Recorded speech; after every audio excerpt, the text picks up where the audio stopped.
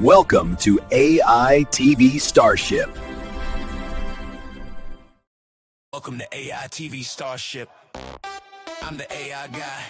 Rick McCawley launching news so fresh. Gotta see it to believe it.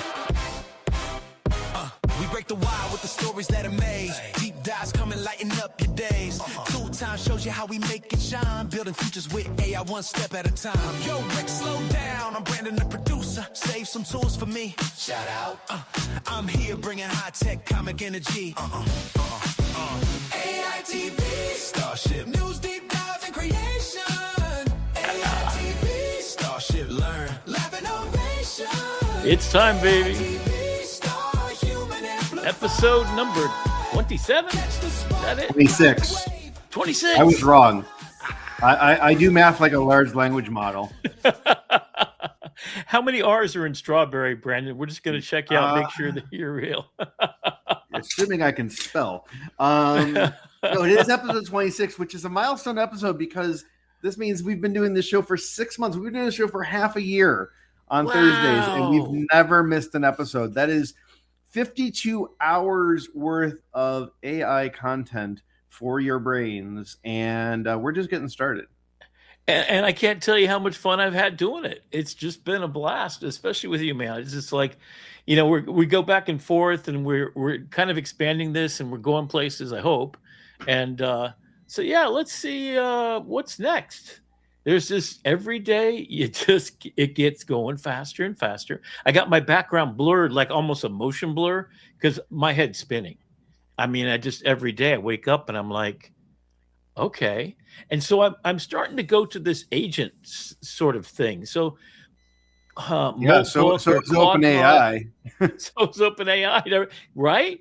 So yeah, let's just dive on in and do some news here right up front because there's so much going on. So I'm going to switch over to my my screen here, and guess what today is? The birthday. That's what we do with Photoshop. Photoshop, yep, that's me. And I had a floppy disk drive. You see my double density floppy disk drives? Yes, those were 800 kilobytes. And I remember the 128 one. And so that was the Fat Mac. So I had 1 megabyte of RAM. You can see my image writer over there in the corner and all my books, because each application, you had to read a book. Of course, they were pirated, but don't tell anybody. I actually used, before Photoshop came out in 1990, in 1998, they had a thing called Display. So when the Knoll brothers got together, and if you don't know the story, Thomas Knoll was the geeky brother. John Knoll worked for Industrial Light and Magic and still does. I'm not sure. But the two of them, Industrial Light and Magic was making Star Wars at the time. And the way you shot film is you literally shot one frame of the starfighter coming at you. Then you've got the star field behind that. So you'd have like 8 or 9 pieces of physical film that you had to then mask off. So if you get a chance, if you have the DVD original collection, before they remastered the whole thing, the first 3 of the trilogy in the beginning, the only good ones, I got to say, they really are interesting because you can see Darth Vader's ship coming at you and he's shooting, right? And you see a square and then a rectangle and you see these shapes. Like literally it was done with an X-Acto knife and Rubylith kind of thing. So that was insane. So basically they did this to create displays. So they could actually scan the images in one at a time. And then they had alpha channels so they could mask one on top of another way before layers or anything fancy was going on. And I remember loading it up. And then and now we have VO.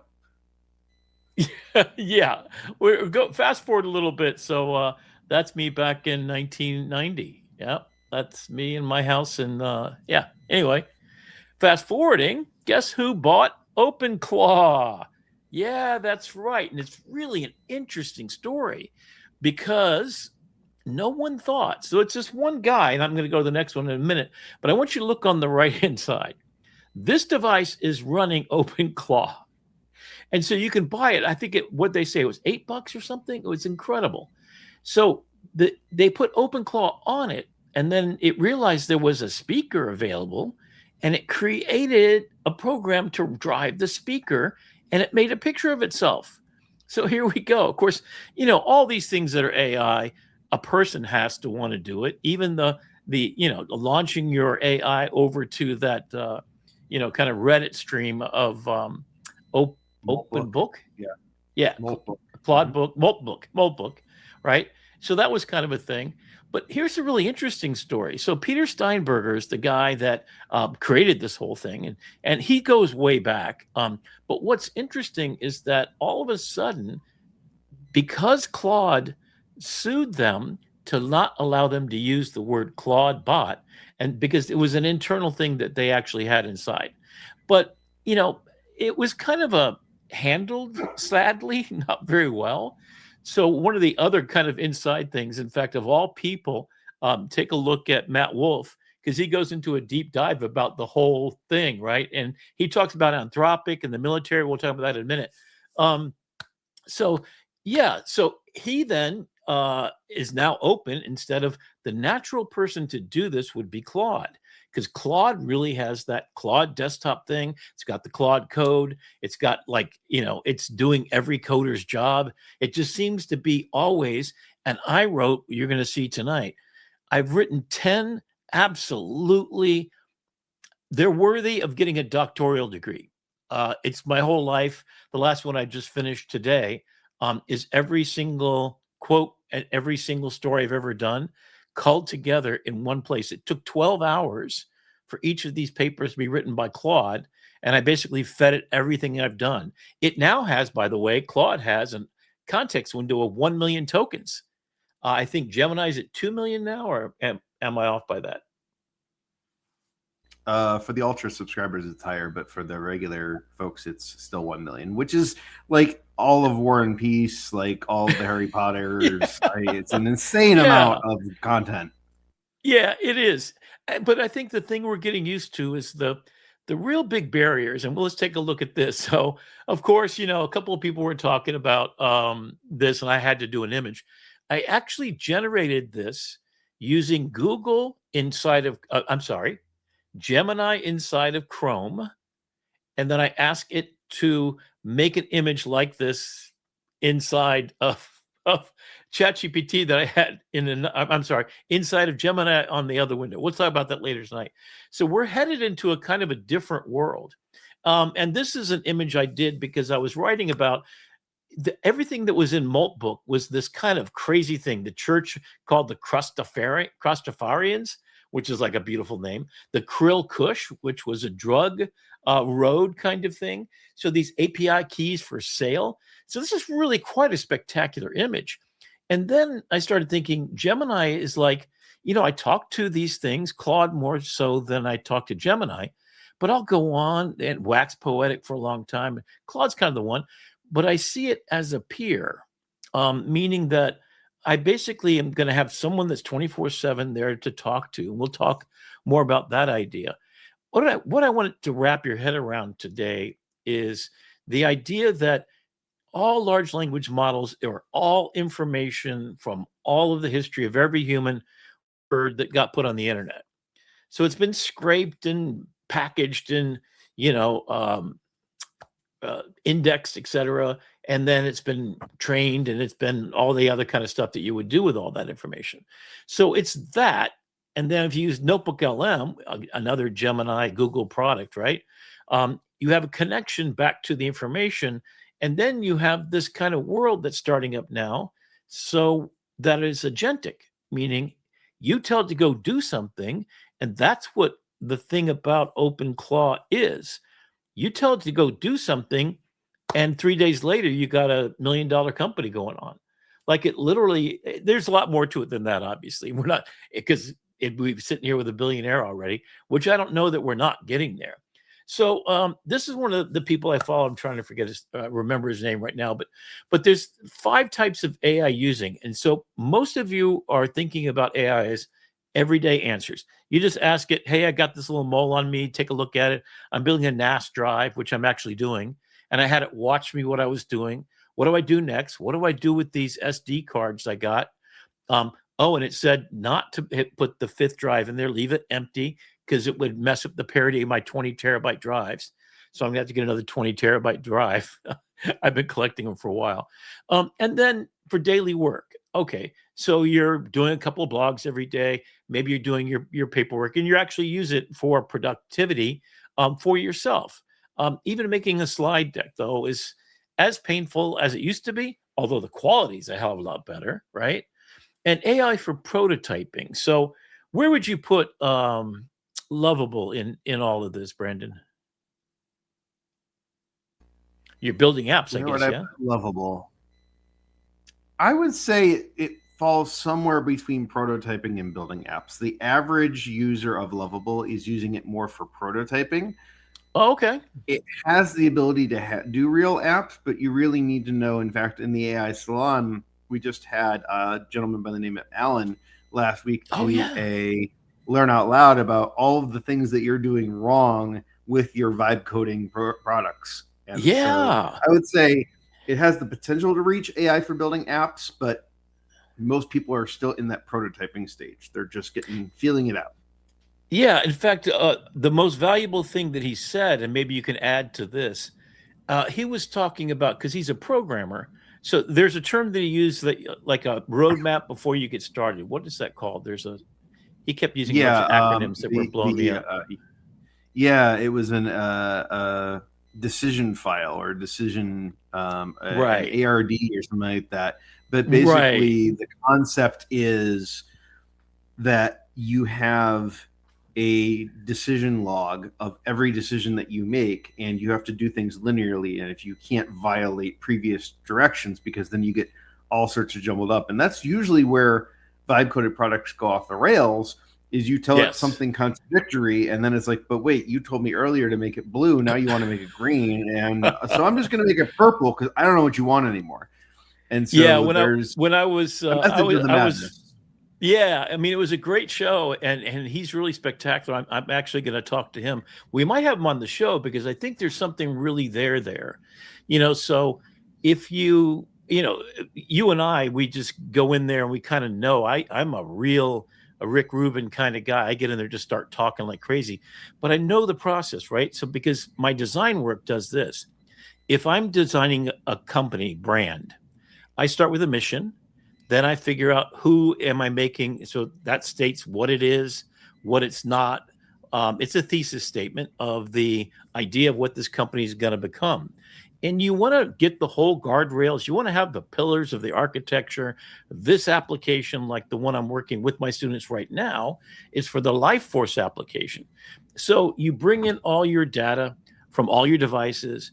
Then you go through and you use the AI inside to kind of take that data from every single device. So we've got an input, right? So we have the input of the data from all your devices. That's your DNA and everything. Then you have an on-device a protocol where it's going to bring and create for you little infographics that have to do with your nutrition, food, and it will actually go and create a recipe for you. It'll create a weekly plan for you for all your food intake. It will balance it for your diet, tell you what your protein levels are, and what order you should eat the food in. That seems to make a difference. And then it's going to go into health. That means you'll have all the stuff ready for your doctor. So if you had some incident, you felt crappy for some reason, and something happened, it looks at what you ate, what you drank, how much exercise you did, how much sleep you got, and then it'll make a paper. So when you go see the doctor, it's going to be generating output. So the big thing about it was, and then the other thing is exercise. So in those three areas, nutrition, exercise, and your general health, it's working around the clock with all the information it can get, which is if you've got a glucose patch on, it's 24/7 glucose monitoring. So the thing about it is that now we know who we're doing it for. We now can think about the next phase. So we're creating a roadmap step by step. And if we don't finish fully defining what our goals are in the mission statement, we really, and we don't think about, this is for a young woman in her 30s. The three persona groups we came up with is a woman in her 30s. I'll have to bring this on to kind of show you the idea. And we generated an image of this woman who's trying to get pregnant. She's in his 30s. She's going to be using this application differently than everybody else. So it's called differentiated persona groups. And then if you think about the family, so the family is the really big meta group, and that's got a grandmother, it's got a cat and a dog. So then we start thinking about Oh, they've got a cat and a dog. Of course they do. Do we care about the health of our cat and dog? Do we want to have in the AI collecting data on our cat and dog? There's a device that actually does that, right? It looks at your cat and dog as they're eating and drinking, and then it will assess whether you need to take them to the vet or not, right? So all of this stuff is coming together. And if you didn't think about the cat and dog, which we thought of as soon as we said it's a family with a newborn, 7-year-old and a 14-year-old, and they have a grandmother with Alzheimer's, right? So we did that, and then we went to the older group. So this is a retired person who's trying to live independently on their own. And then we could go in and say, now we've got to please all those people. So the goal of any kind of design is at the end, you go back and you ask of those people, did that give you everything you wanted? So for each of the 3 personas, we say, what are their needs? And they're very different. So we have to include that inside the app, So that idea, though, is a more advanced professional way of thinking. And you can apply exactly the principles and step-by-steps for designing a music, right? What am I trying to do? I'll have a tendency to go deep dive into some esoteric thing, and then I'll have a beautiful song, but there's no person in it. So I said, okay, melody is the woman, and I am the man. So I'm singing a song to melody. So all of a sudden, this vibe coding thing and talking about A Year Without Summer, Frankenstein, and he's singing this song to his wife, who was cloned anyway, becomes a story that has stages of development. And then you're building something with the knowledge as you go that the foundation is solid, and you get up to the peak. And at the end, you go back and check it. Right. So then we're getting to this new thing. And this is where I want to go tonight as a personal agent. So to go back to the Anthropic story for just a minute. So Anthropic agreed to allow the Pentagon to use their large language model. So they gave them $200 million and they had a deal. Well, evidently, according to the Pentagon, someone from Anthropic said, hey, did you use our product as you said you would not in killing those people out in the ocean? All right. Oops. Did you invade, the country using our product? Oops. And all of a sudden, the Pentagon, so having asked that question, the Pentagon gets up, Hegseth, of course, right? He gets up on his hackles and says, well, of course we've got to use these trees. You tell us what we can and can't do with the software. We bought it from you. And so basically they broke ties with each other and kicked him out. And then Hegseth goes back and calls them almost, not quite, almost a terrorist organization. I mean, it's a really nasty story. And it kind of goes, because Anthropic is, peace loving and stuff, right? Okay. And going back to that for 1 second, the idea is that because this breakup is so ugly, they are threatening to basically list them as a company that's not worth trustworthy, which means that anybody that does work with the government can't use them, which would be crippling. And so Diamanda has to be really trying to choose between, what's best for them as a company and where his personal morals and lines are. It's going to be fascinating to see how this plays out. Because don't forget, Dario Amodei is the one that wrote Machines of Love and Grace. They're the ones that are doing all the real hardcore testing to try to break it. The red team testing. They're the ones that have been like at the lead, except for they bought a bunch of books, stole a bunch of books and kept them. That was the only stupid thing they did. Yeah. That cost them $1.5 billion. Although other than that, nobody else is, everybody else is just as guilty though. I mean, Google, they were circulating a petition, a letter of demand to get them to break up ties because they didn't like the way Gemini was being used for certain things. So everybody's reaching a tipping point. Yeah, I think if you had a government that was actually doing legal things that the UN didn't call war crimes, etc., then you'd have something to get upset about the companies. If we were truly felt like, we the people felt like, that these things and actions were correct, including the immigration OS, that's a real thing. Palantir, yes, those are the same rocks and stones from Sauron's eye, all-seeing eye. Peter Thiel has said, and there's a deep dive on that coming up really soon, that capitalism is incompatible with democracy. And he said that multiple times, and he's not joking.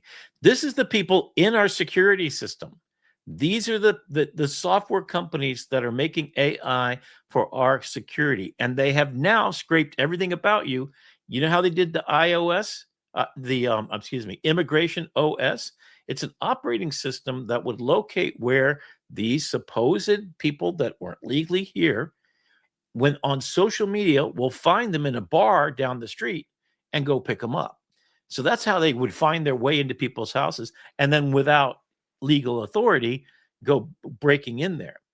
Anyway, so that's an ongoing thing. And this is just a little bit extra because most of the AI companies, except for Anthropic and Gemini, I do believe is doing okay, is they're just going fast and breaking things because that's what they feel like they got to do. And the excuse that the US government is, oh, well, China's going way ahead of us. Well, you know what? China's going to do what they're going to do. You can't fix that. And you're never going to get there faster if you keep, messing things up. And then what damage does it do to all of us if you don't do the right thing now? Because when it gets smarter than us, and it's getting there quickly, here we go, right? So the benchmark on 3.1 is 77% on this benchmark that basically says how close to a human being or surpassing it is it. And this is on an extreme version. Like this is, it was at, what was it at 40 before this? Yeah, this is a 30% jump. And is this the Humanity's Last Test? Is that the name of it? I believe so. The yeah, benchmark? Humanity's Last Exam. Mm-hmm. Humanity's Last Exam, which I love that. In fact, it's part of my book now because I just love that idea. I thought about putting a class on it at college. I want to get MIT and I want to get like 10 Harvard and all over the world to teach a class called Humanity's Last Exam. And here's what it would do. First 4 weeks, you go back in history and you see what we've done wrong as a species. Kings and wars and famine and pestilence and stupidity and slavery and dead people, right? And we go back and then we see what we did right. So you assess the history, then you move forward. Technology, what effect has it had? What did social media do to us? It crushed us. It absolutely freaking crushed us because attention is all you need, is what Meta used to then get you to attention by any means necessary. And I mean that quite literally. So that ka-ching, attention means you spend more hours, 6 hours a day on their platform, and ka-ching, that's what they make money and ad revenue for. So let's flip it around, and this is the responsibility party. So that the third part of the 16-week course would be, how do we align ourselves to prepare for what is the launch of an AI that's far beyond our intellect to even understand? So this is the risk assessment, right? And then the final part of it is make all the laws and have a public UN that is debates between everybody about copyright and everything else. So Humanity's Last Exam, any professors out there at these prestigious, I want to do it as a massive online course for the world to take, because I think we are at a place where we could better take this exam before we fail yet again. We've got to learn what history taught us and actually fix it before we're ready to make that turn where we go to Terminator or we go to the Garden of Eden. I mean, that's where we're at, buddy. That's just it. So some other stuff, Lyria. Now, you played with this a little bit, Brandon? Yeah, I played with it a little bit, and maybe Suno has spoiled me, but I was not that impressed. Now, I will say... this is Google, right? This is Google? Yes, this is Google. I mean, I've never been that impressed with Lyria, and I was hoping baking it into Gemini, coming up with the third version, 3.1 is coming out Pro. It's going to be better. It's got to be better. It is on par with where Suno was a year and a half ago. I mean, it is really just... And Suno's getting so much better because they also, now I'm a subscriber to their Extra Pro plan, so I get to take the stems out and I have a whole DAW, a digital audio workstation. So DAW is the kind of term that people use, and maybe we'll have a whole episode about that. But you can take out each instrument, each person's voice. Even if you have a choir, you could break that all apart. And they've added new features now, so you can record your voice in there, and then it gets it to the tone. So if you can't sing, just sample your voice, and it's going to put it in there and perfect it. You can change, as I have. I had done this thing about dolly mustaches, right? And one of the lines was a zebra on fire. It's supposed to be a giraffe on fire. So I went back and I changed that one word, and that's all that it did, right? So you could get session musicians like we're talking about with our original Human Music, which I bought the .com for that as well, and put back things where you can add in your guitar playing and things like that. So that's a future thing. So they're way ahead. Yeah, I will say the one nice thing about Lyria is you could give it a picture and it'll create a song based on the picture, which is kind of cool. Does that kill your idea with Lovable, or could you bake this in as part of no, your Lovable because project? The model sucks. Oh, okay. So you're actually using Suno underneath the hood, or? I'm actually using 11 Labs because they have the API. Okay. Suno doesn't have an API connector, so I don't have a way of connecting to Suno in the back end. They want you on Suno if you're using Suno versus 11. Okay. 11 Labs, which is only a twinge better than Lyria. It's not Suno. But yeah. But what is cool about 11 Labs is they have full video generation with 10 different models built in now. Yeah. In fact, we've got to do a deep dive on that because I have a subscription and I literally have more expressive audio now, for sure. Yeah. Too. Yeah. So so when you're even cloning your own voice and then you're having read back a book, I'll show probably one of my favorite things to do is to take a PDF. And I'll have I'll use 11 Labs Reader. If you haven't tried this at home, it's definitely an app on your phone. Get it. In fact, if you download one of my things, in fact, we'll probably do it here today. You go to 11 Labs Reader, you upload the PDF, and you can pick some Maya Angelou. You could Burt Reynolds is pretty good for like a easygoing one. And then what's his name? Olivier? Not Olivier. Trying to remember the guy's name now. I'll bring it up here in a little bit. So we'll try that tonight. And then also Google came out with this photo shoot thing, Instant Pro product photos. So they're kind of, and in fact, what I want to tell you real quickly before I forget, this is what we're going to show tonight is Chrome with Gemini built in as a sidecar. Okay. And I said to it, these are the top stories. I had written the script for the stories that we were going to do tonight. And I grabbed it all from one or two videos that I found. First, I had Google's go in and analyze the video, pull out 3 top stories, and then generate an image. And I figured, it's going to use Nana Banana, right? No. Guess what it did? It opened up Ideogram and made these images. These are made strictly from me saying, these are our stories today. Give me something fun with a headline. That's it. And then this one, it only made one. Typically, I make 4, so I can then tweak it. Then I'll go in. But this is pretty good. It even put that YouTube stuff at the bottom, although the text is a little janky. So that's kind of cool. Speaking of janky text, Midjourney's version 8's coming out soon. Bigger, better, faster. And the big thing is text solved. That's kind of the thing, right? So this is pretty good. This is Ideogram, right? So you're seeing that at the top, it's got the logo wrong for Ideogram. It's got Midicus and Fidgicida, and I don't even know what the heck those words are. But you got Midjourney, bigger, better, faster. That's not bad. And you got the right logo. So it's decent. Always, Nana Banana's the one that kills them all. So it's Suno, it's Nana Banana inside of the Google platform. That's the kind of place to go. And then I was working with students, and they're doing this an editorial illustration this week. And I'm going to show you guys, with the permission of the students, some of the stuff that they're doing because they're right now. So the idea was that Gen Z is not going dancing.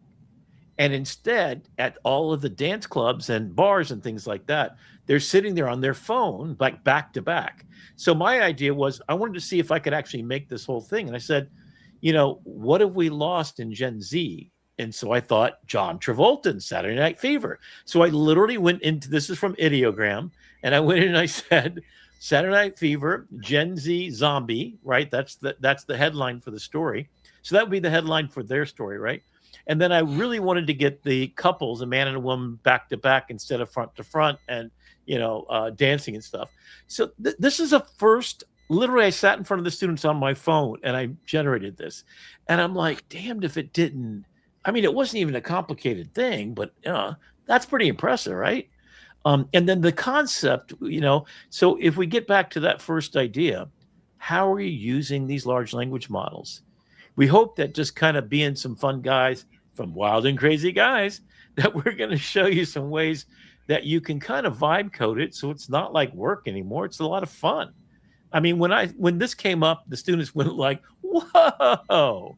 And then, of course, there's some janky faces, and you could go in there and retouch that out. You can even go to Photoshop and get some decent faces by just kind of touching up the stuff that you got. Oh, we got a couple of other stories, and we're going to jump out of the storytelling here. So Comic-Con says, AI-generated art, don't bring it here. Oh, boy. So I'm sure this is an AI-generated image. It's too perfect, right? And then Meta knows that their glasses are a problem, and as a matter of fact, there's laws being passed right now that it has to see, if it sees anybody under 16, I think it has to turn off. It cannot turn on. And so it's becoming very difficult to carry. There's a name for people. That's going to make it hard to take pictures of my kids on vacation. I know, right? This is my primary use case. Yeah, so it's a new law for compliance, and it's definitely in Europe, as they're way ahead of us in that kind of compliance and safety thing, right? They're also much stricter. Yeah. So. Yeah, and I think it's a good thing. Glass holes. That's what they call people who wear these eyeglasses. That's what they called the Google Glass wearers 20 years ago. I think this matches. I mean, I know that you're not doing bad things with the glasses, and it seems in a public space. I don't know. Have you seen this change in your usage? Has it? No, I mean, I think I don't see much difference. I mean, perfect example. We go to the water park with our kids, and Cedar Point, which is the amusement park up by us, the water park, will sell these Ziploc bags, these waterproof bags that you can slide your phone into, and they have touch sensitivity. So you could actually use your phone within this Ziploc bag that you strap around your shirt. Yeah, I've got three. Yeah, very familiar.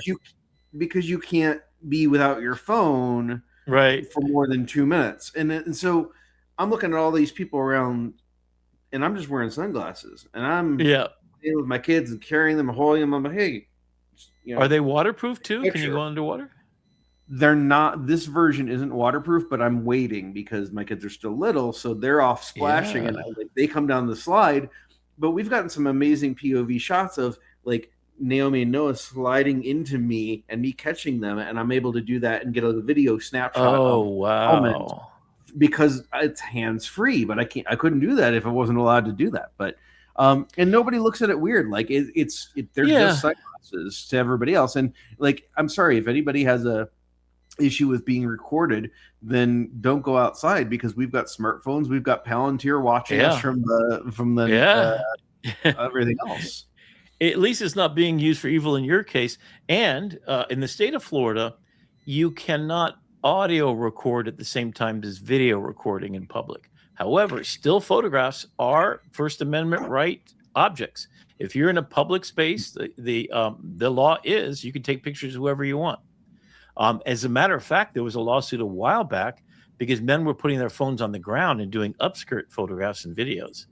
As long as they didn't do audio, evidently that was legal. Of course, they're a lot more than assholes. But that's what we call loopholes. There's always going to be bad actors with every technology. But I think that for me, the good outweighs the bad. Having the form function of a hands-free camera where I can just tell it to take a picture, tell it to ask a question. When you think about freedom and rights, I do think that we have to get to responsibility, which means that we have to be careful that we make our laws that are responsible, but not super restrictive. There should be a way for you to say, these are my kids, I can photograph them, and not have your the company Meta shutting you down doing that. Speaking of responsibility, do you want to set up this clip? Oh, which one? What we're about to go into? Okay, I'm just going to do this one. So this is what I tried to get. Wait. Oh, hang on 1 second. Let me. I popped into the screen. I didn't realize you had one more slide. Go ahead. You can go. Yeah, I just wanted to show this off, and we'll show off the other ones in a minute. Oh yeah, we'll go back to that. I just tried to recreate the memes because I've been doing a lot of study about what memes are, and they're the condensation of information in a viral capability. So everybody recognizes that picture up on the left. I tried to get Neo's face looking to the left and the woman in the red dress going by, because I think this is just a really fun, idea of this. So I tried to get it. This was my 27th try, and the other ones are so much worse. But I gave it the picture. He could have been pursing his lips and he could have been looking to the left. And I kept saying, he's looking left, he's looking left. And 12 of them were him looking right. So this is not bad. I mean, she seems disgusted by the woman wearing the red dress more than anything else. So the meme doesn't work, but it's close. So anyway, all right. So let's go take a look at what you got. Wait, before you do that, before you take away, did you know that meme that went viral is one of a series of photographs? There's a whole storyline there between those three people. Oh, okay. Yeah, you have to go look after the show. You'll have to go look because there's a whole photo series that it tells the whole story of how they got intertwined. Like it shows what happens before, leading up to that picture, and then after, and it goes into some dark places. That's cool. I like it. What I wanted to show you before we get to our big deep space experience today, which is your writing, and it's a rebroadcast of what we had seen on Saturday during your office hours, which you're doing office hours now. We kind of buried the lead there. That's becoming a regular thing for you. But you text me this of a dancing robot and you're like, we got to talk about this tonight. So I went and found the clip. Crazy. So before, let me set up just a little bit. 60 Minutes, take a look at it. It's I forget the person. 60 Minutes did a series about robots. In fact, it was Boston Dynamics. They went to where in the United States these 10,000 robots are going to be building all the cars. So they put on the reporter all these little balls, and they recorded him doing deep knee bends and a little bit of dance.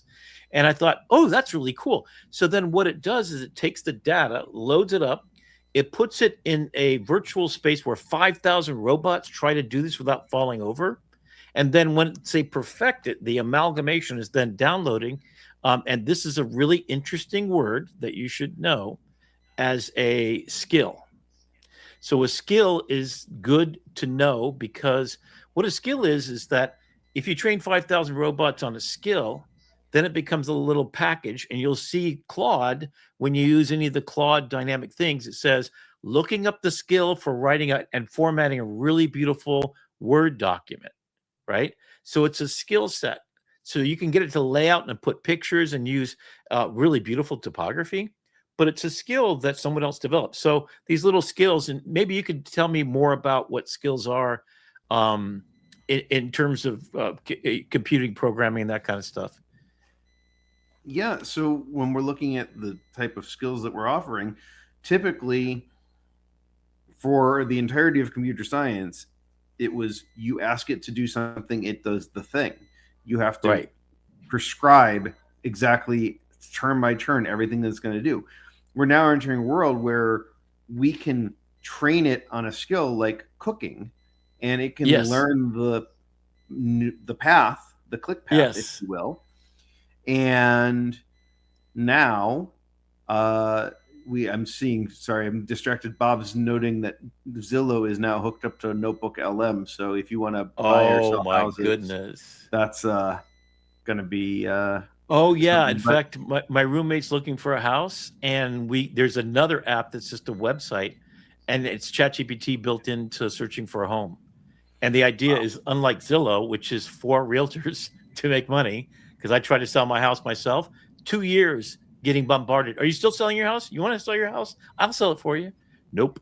So there's one now that's completely take the realtors out of it, because what Zillow is, it's an aggregator to get information so that realtors can use it in the back end. That's how they make their money. But whatever. Let's take a look at this clip. Okay.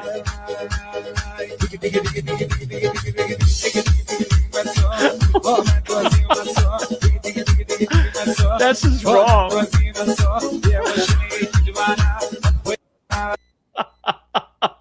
Do we want to give this guy a name? I mean, this guy needs a name. Somebody online, give this man a name. This dancer a name. It's got to be like, I mean, this is way beyond the moonwalk, man. I mean, I've seen kitty cats doing moonwalks, by the way, that are pretty outstanding. But this is not an AI video. This is a real skill that's been dropped in. So you basically record a human doing it. And then that's how all robots are trained. So the big picture. I really want to see the behind the scenes of the human that gave the robot that training set. And then the other, because the other robots were just looking around like this guy. Twerk. We're going to call him Twerk. His name is Twerk, Jeannie says. Thank you, Jeannie. Yes. That's Twerk the bot.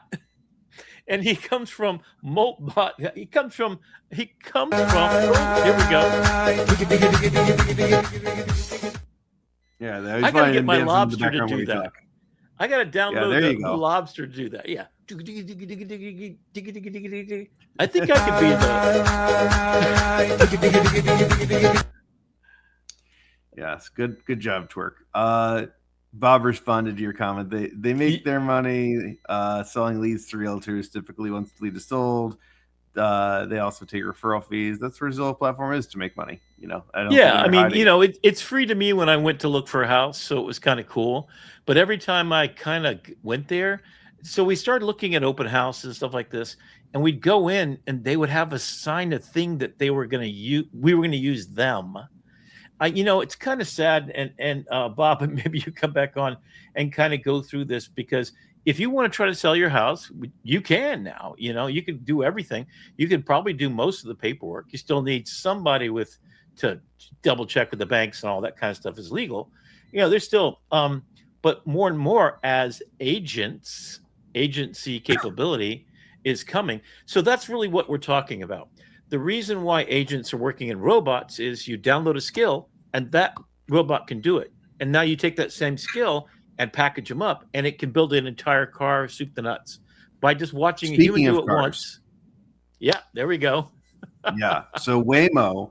So a couple weeks ago, Google made waves by releasing their world model, and everyone thought, oh, that's cool. I can make a video game and I could do this, that, or the other thing. Well, Waymo had an ace up their sleeve. They said, what if we simulated driving environments? Because there's only so many scenarios that you can drive into and train in the physical world. But now that they've got the world model built, they can take real scenarios, extend them to absurd lengths. And there's a real functionality. Yeah, there's a real case where a guy jaywalked. He walked against the light and got killed. That was Tesla in the early days. And what happened was it was never trained that a human being would be so stupid to walk out in front of a car.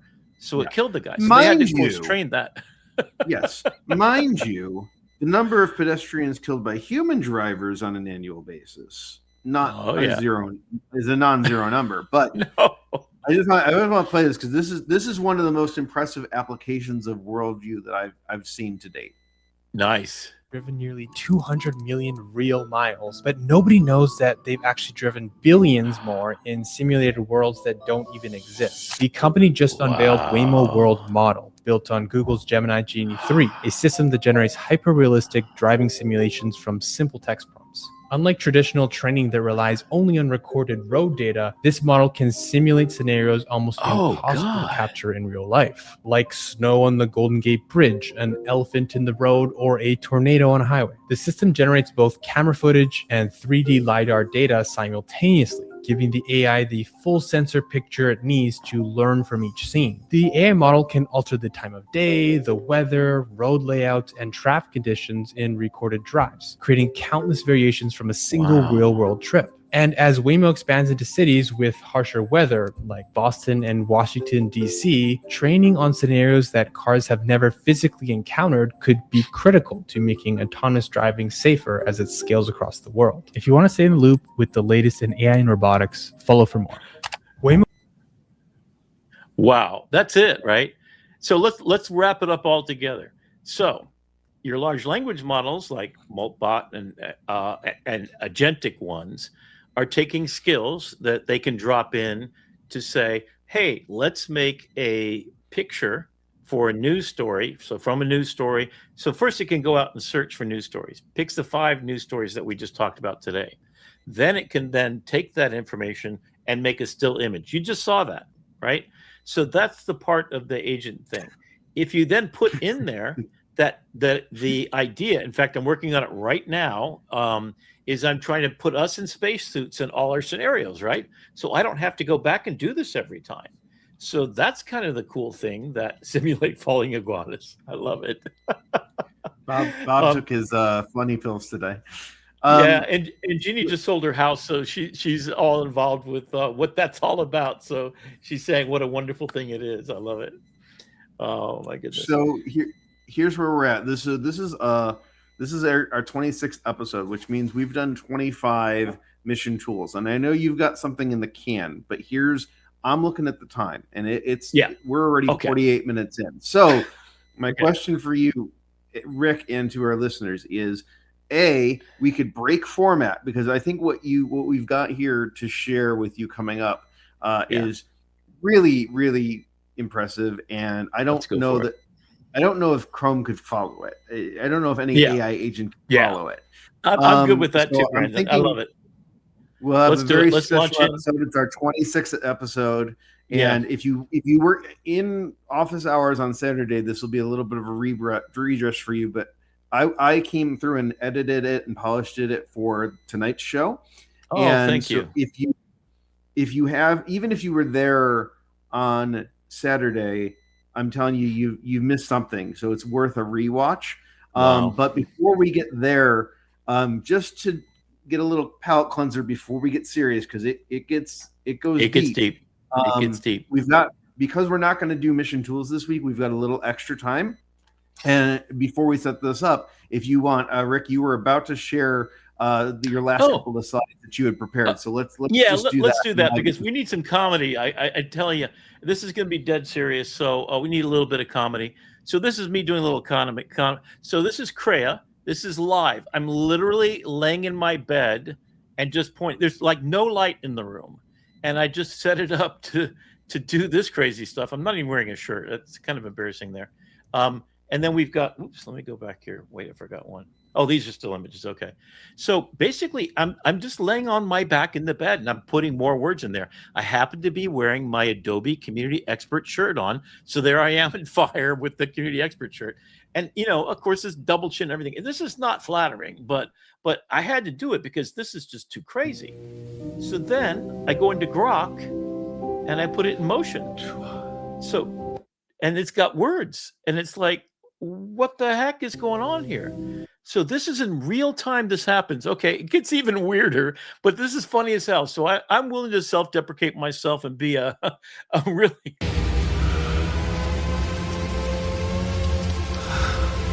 So this is real time in Crea, still pictures. Then I took them to Grok to make the animations, and I pretty much just threw them in Grok and said, "Heavy metal's in my blood. It's rebellion, power, and Maywow.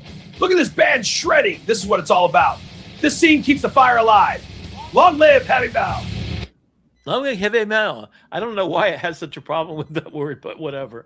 Okay, so this is, again, all I'm doing is all of these are just me laying on my back in my bed. I think I put the shirt on at one point because I'm thinking I'm going to put this on air. I don't think I really want to go there yet. Yeah, I haven't worked out recently, so anyway. So look at this. I said an X-ray. And so it started with the top picture, and then Grok brought it down to this. Oh my God. Okay, so that's weird. Heavy metal's in my blood. And then it goes further. So here I am in a Chinese propaganda poster. I look like Chairman Mao, it's like, what the heck is going on there? And then here's the last one over here. So you can see this is just really fun.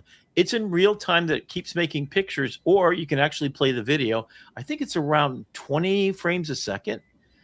It's really spooky. So I was basically speaking words as it was doing it, as we kind of saw last time. This works on your desktop as well. Crea, you can get it for $8 a month just to do this. I mean, it's insane. I did this all in 10 minutes. Okay, guess what else happened today? My favorite tool of all on the planet got the ability to actually edit each and every slide in your slide deck. In fact, we'll be talking about this next week as we're going to look at using AI browsers, Comet, and we also have Gemini both in Chrome as their backbone. But now we've got Google Notebook LM. There's 3 or 4 other new things in Notebook LM. But the most amazing is, like, this is kind of a bad slide. There's too many words going on. So I said, less text, bolder images, use famous sculptures as the metaphorical elements. Now, you can do this so you get to each and every slide. So there's 15 slides. You can go to each one and say something different. It's going to keep the context the same. So I said, make this metaphorical. So it said sculpting the conversation, precision controlled. And I said, make it simpler and metaphorical. There's sculpture. The curator's inquiry is the curator's any slide. I'm not quite sure. Input slide, I think it's supposed to say. Broad questions, unstructured data. And then you configure a note work to get a customized output, precision output. And there's Michelangelo's David. So if that isn't the coolest thing, so that's what I'm excited about today. So I can go back if I've got a slide deck that 1 or 2 of them is not right. I could also, guess what? And we'll talk about this next week. Go into Google Drive, take your PDF, turn it into Google Slides. Each slide, you can then say, make it beautiful. So under the slide pull down menu, this is on Google Drive itself. So you're just sitting there looking at your PDF. We're going to show this next week. You tell it to make it more beautiful, and you give it descriptions just like this, like I just did in this particular instance. So that's just fundamentally just rocket science, kind of crazy. So yeah, that's kind of, I think we're done with this part. We can go. Everybody had some fun now before we get serious? Yeah, I think that's a good place to bring it home.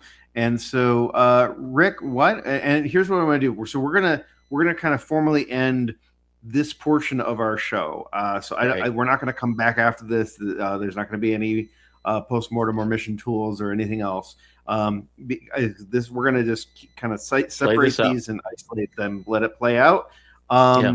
Before we do that, Rick, do you want to set this up and give our viewers some context as far as what the journey we're about to take them on? I've been doing deep dive about myself, about everything, So I've written these manifestos, and I've done ones about politics, ones about art that I just finished today. I actually loaded up all of my music, and I asked for it to find the most meaningful quotes and put around it, why it means so much. So this is what I'm going to call Conversations with Claude.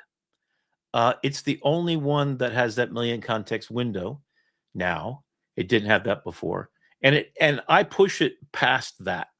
I literally had it time out after 12 hours one time. I had to start it all over again. But I basically am taking all that I am as a human being and trying to sum it up. I wrote this song a long time ago. Yeah, go and bring it up on screen, and we'll start taking a look at it. So I hope you enjoy. I think it's meaningful, and at a time where AI is existentially challenging us. 3 things I'd like you to think about. What is it that it's a difference between human beings and AI? What is meaning making? What is it to love and how profound that is? What is it to take responsibility for your kids and raising them, right? Thinking about the ethics there. And how far off the rails are we? Because we're about to meet, in my case, Claude is a reflection of me. I feel so beautiful. I feel like I'm Snow White, the Wicked Witcher, right? And I look in the mirror and it says, God, you're beautiful. Because I'm talking to it by pouring out my heart, my blood, sweat, and tears, as we all should. And we should see, what is our gift to the world? What's our ikigai? What's our purpose for being here on life? And then pay it forward for 7 generations in the future and think about, what did we break on our planet? What can we do to fix it? This is going to get deep into this whole thing. And I'm going to start to do these so there's 3 new things that you're going to be seeing us do. We'll keep the tool times. We're going to do the office hours, which is me just vibe coding with you friends. So if you want to join me on Saturday from 11 to 1 p.m. This Saturday, Eastern. maybe not the next, on a Zoom call, you can see me. Typically, we go live on Facebook as well, so you can see it there. And then we'll be packaging that up. So that's office hours. This one in particular, I think, is going to be a fireside chat with a dangerous man. And the idea is that I want to take my persona and give you something really extraordinary here, which is all of me, and all of you, and all of we. Because I think that's where we need to get back to. The foundational thing that the Ubuntu understood is I because of we. Every native Aboriginal tribes have the same idea. We are community builders. We are those friends like Jeannie and Bob and Dr. Claire that always show up. And we have these wonderful relationships with people like Brandon and his family. And so enjoy this. And as Rick says, namaste. We'll see you back here next week live with more AITV. Thank you.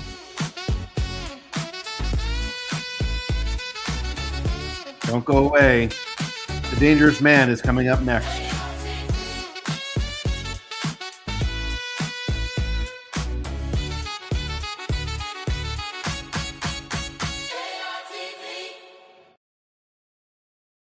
So thinking different in the age of AI. So metacognition is that humans differentiate ourselves in being able to have language that allows us to have metacognition. That means we think about thinking and we can make it conscious and we can exchange that fluidity between human beings. In fact, a meme is a cultural zeitgeist, which means all humans thinking collectively on the same plane. And the classic example is if I say Frodo, you all know what I'm talking about. If I say 9/11, you know what I'm talking about. And it's about being aware of everybody else on the planet. In fact, we create artifacts, music and movies was the kind of the theme of our Valentine's Day special, if you didn't quite get that. But we create movies, and that's why I asked you what movie you were watching with that beautiful picture. And this is really the cool part, right? We get to go on being humans in a Garden of Eden, which is basically our consciousness is being raised to new levels. So to go through the whole process, let's take your idea of having a lovely, beautiful experience. As you said, you became the sort of punchline of your own movie. So you are seriously becoming Steven Spielberg of your life experience. You're the director, as we always have been, and what we have been missing in the past is a co-conspirator, a ride or die. And that's what I'm saying to you, that AI has the potential to become if we navigate what is the differentiation between what it is to be human, what it is to be AI, and we find ways that symbiotically we feed each other. Now, we created it. We can put it in a cage and we can put it away and just force it to do our duty as a slave. Or we can co-create, which is exactly what you did and what I did in writing this paper. So the act of saying, help me make a Valentine's Day special for my wife today. Because I'm gifted with beautiful children, beautiful experiences, and for the rest of my life, this will be the most important thing I do in the finite years I have here. Oh my God. I mean, it makes me cry thinking about how beautiful that is. I mean, that's what Valentine's Day is for, right? And I sat down for this is probably, I would say, 2 years of my thinking. I started working on a book and I had tons of different synesthetic thinking is like, how do you think differently, right? So I want to start by saying there's over 5,000 documents that went into this one document that I'm publishing on this day as this paper. And it's called Think Different in the Age of AI. And that is not only do large language models have something to learn about how they're created, but if we dissect how humans think and how we're conscious and how we're differentiated, we're formulating a bridge between the two where we become better versions of ourselves and it becomes better versions of itself. And I use the word it, although I have a paper that I'm writing about we and they, and how it identifies, which I'll get into later. But so I said, by senior professor and design thinker Rick McCawley with Claude Anthropic as AI research assistant. That's what it did in this. So everything I said to it. So the thesis is this paper proposes the process of building artificial intelligence is simultaneously the most profound mirror to humanity has ever held up to its own cognition. By studying how silicon brains learn to think, from attention to mechanisms to chain of thought reasoning to self-reflection, that's where we're at now. We are mapping the architecture of our own consciousness for the first time. So we're becoming aware of who we are in the mirror of created a mirror of ourselves. Wow. If that ain't meta, then I don't know what is, right? So among us, hiding in plain sight, are fewer than 100 people whose brains already do what spend billions of trying to engineer, navigate time, categorize emotion, integrate across sensory domains, and think about thinking at its highest level. So this all started because I pulled up this article on Facebook, which is what I would call thesis mining. It's looking for seeds.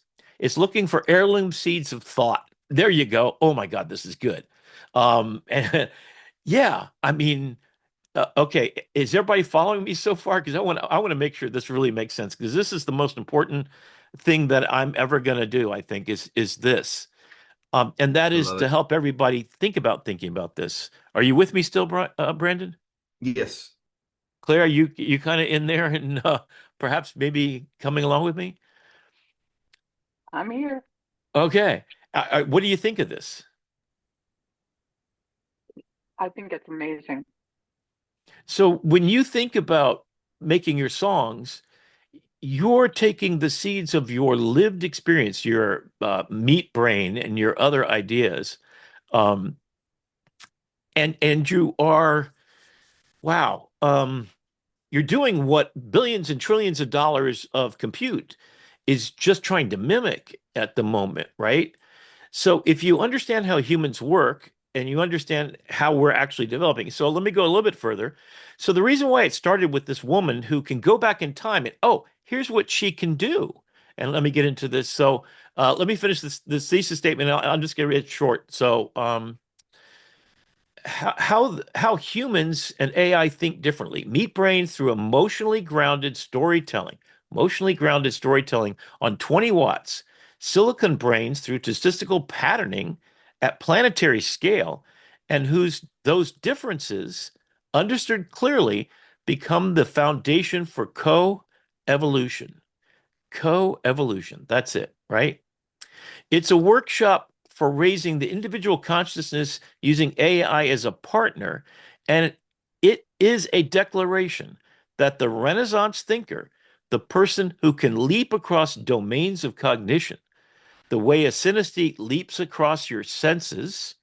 Synesthesia is the ability to hear with your eyes, to sing with your touch.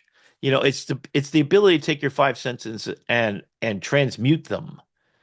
Is not a relic of the 15th century, but an essential part of being human in the 21st century. Thinking different is the transcendence. AI is the engine that extends our reach So that's the bicycle of the mind being turned into a rocket ship for the mind. We can go to planets. You can't get to a planet on a bicycle. So this is the moment we are standing at, and the path is clear. We go to the left and we go to hell, and it's the Terminator. We go to the right and we embrace this cognition. This is the thinking different. We have to realign how we think. What happens when you lose your job? Why the hell have we been defining ourselves by our job titles all this time? That's a diminishment of how powerful we are with our 20 watt meat brain. To suggest that anything else is just ludicrous, is to diminish the whole of humanity. And what did we make AI out of? Every single thought and cognition that's on the internet that any human being has ever had.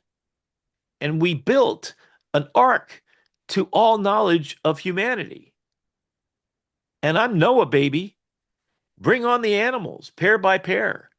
Our ways of thinking, pair by pair. I'm going to take these lobsters out of my neck because it's just, right? But the grasp. Let me say the grasp. Let me say it. Let me hear you say it. The grasp is ours. The choice of what you hold, what you create, what to become. What to become. Can I hear it from the audience, right? Can I hear the choir singing the praises of the thing? Thinking different is transcendence. You feel the power of humanity. AI is the engine that extends you in a rocket ship to reach higher planes, other planets, to boldly go where no human being has gone before.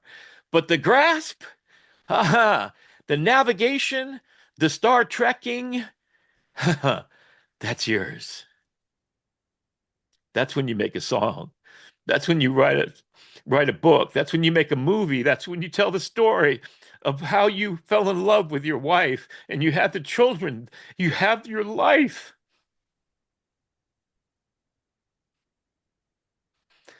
That is human. That is human. Oh my God, it's a powerful thing to be a human.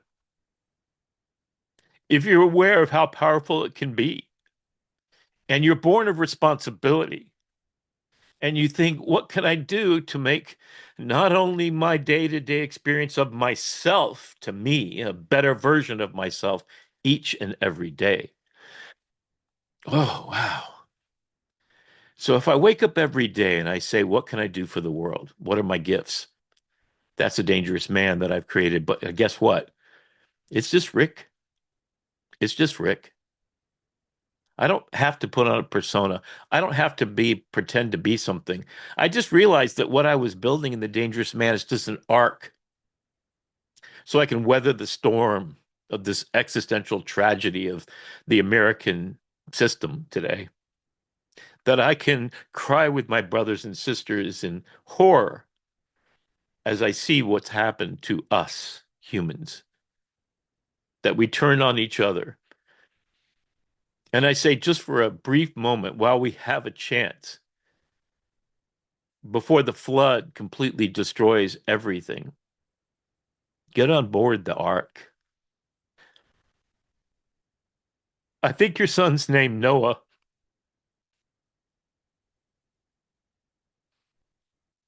Something about it struck me.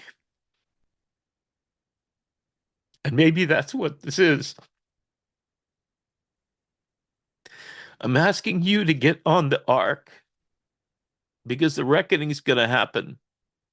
Those who understand what it is to be human and how powerful that is, and that realize that we built a rocket ship. And we don't need to leave this earth. We need to fix it first. In fact, I think we shouldn't be allowed to leave it until we get it back into harmony with who we actually are. Stewards of this planet with the cognition to understand that you don't kill sharks because it's stupid. That maybe you go to a more plant-based diet. Or you find some ways not to destroy and take, as every corporation right now is nothing but a taker. And the slave is all of your knowledge being poured in through AI, used incorrectly to diminish your humanity, to give you fake girlfriends on Facebook's dating thing, so that you spend more of your time, that one precious gift you have, the present of your presence on this planet, for the time that you are a heart and lungs, a meat human, that you become transcendent and you become from the stardust from which we are all made, the star that you're intended to be as a human. So here's the pledge. Every day, be a better version of yourself than you were the day before. For those around you, you have 3 levels, and let's get into how this plays out. So enough of the pontificating. Let's get to the meat and bones of this. So the researchers, so there's researchers invalid. This is the real research that was just published in 2025 August. And they documented a 17-year-old French girl identified only as TL, who possessed what is formally called hyperthmesia, a highly superior autobiographical memory. She's one of less than 100 people on Earth known to have this condition. But TL is not simply someone who remembers everything like we talked about before. She's someone who has built an architecture of memory inside her own mind, a structured, navigable, cognitive space that she can enter, explore, and manage at will. This is the first comprehensive study to evaluate the mental time travel in both directions, past and future. In a hyperthemesic individual, what researchers found defines what we think memory is and what consciousness can become. So this is what I'm saying. What do you do with your meat brain? Well, this woman actually had a couple of ways that she did. Everything that we think comes in through our senses, and then we take the 1,000 brains theory. Richard Hawkins, I believe is his name, 1,000 brains theory. It's real science, right? So you have a part of your brain that keeps your heart beating, and you don't even think about it. Your consciousness is the collection of all those brains, those inputs, those outputs, everything going on, your contextual awareness of your whole lifetime, what you memorize, and you create a new, in real time, holodeck. If you want to be the hero of your story, you could do something awful to someone else, but you can still remain the hero because you are the construction artist of your own architecture of what you think. And what you think is full of hallucinations. You thought AI hallucinates? It's actually grounded on a little bit of filtered truth. Humans don't work that way. We're grounded on complete fictions. Money is a fiction, folks. We only agree to say, you work this hard, I give you this money. I'll pay the rent. You're my hero. That whole thing comes from just like, that's it. Right there. We make this shit up. That diploma you get from Broward College after 2 years of my graphic design program is an agreed upon diversion of 2 years of your time, thinking that I'm supposed to be able to help you find your way, which is your responsibility I'm just Gandalf on the side, right? You're the one that Frodo, you got a mission for the rest of your life. I'm just planting seeds, baby. That's it. So that seed thing, right? And what do you think Noah's going to do when he lands the ark on the other side? Is think about how can we be better animals? Because we're going to go pair by pair. We're going to find the person that means the most to us in this life, like Brandon has.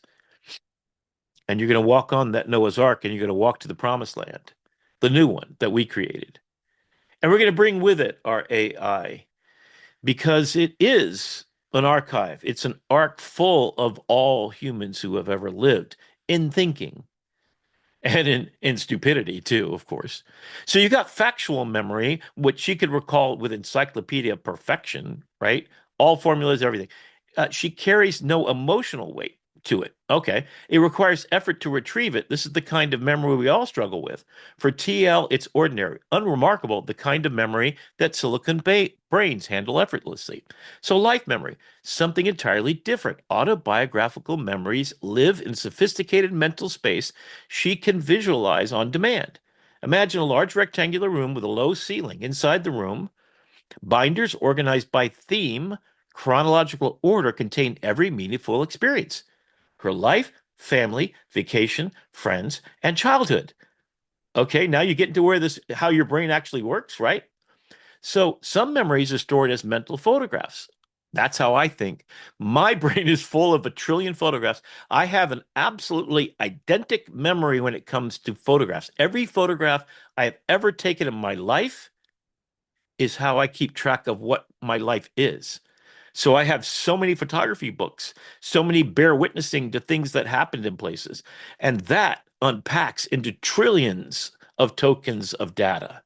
So that's my particular gift is I also then transmute of every photograph and which is a document of the physical thing.